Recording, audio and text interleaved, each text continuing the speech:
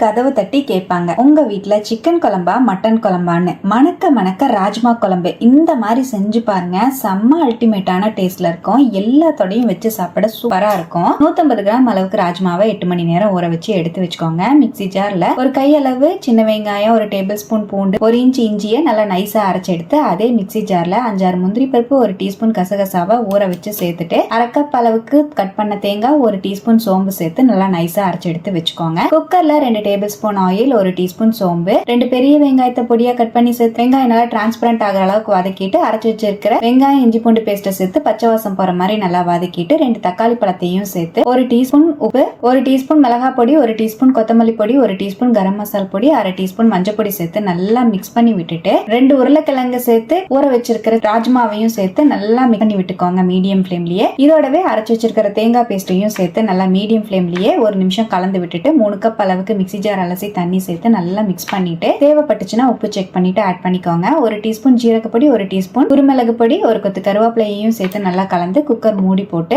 7-8 whistle விட்டு இறக்குனீங்கன்னா வீடே மணக்கிற மாதிரி கம கமன்னு டேஸ்ட்ல மட்டன் குழம்பு டேஸ்ட்ல ராஜ்மா குழம்பு சூப்பரா ரெடி ஆயிருக்கும். கண்டிப்பா ட்ரை பண்ணி பாருங்க. டேஸ்ட் சும்மா அல்டிமேட்டா இருக்கும்.